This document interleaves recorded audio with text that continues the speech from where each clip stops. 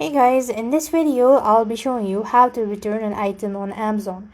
So in order to return an item on Amazon, you need to follow these steps. First of all, you want to open the Amazon application and log in. After which, you want to click on the U section from the bottom of the page and go to order section. So here, when you access the order section, you just need to find the order containing the item that you wish to return.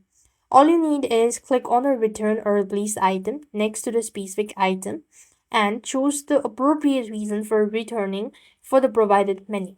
Then you have to select whether you want a refund, replacement, or other options.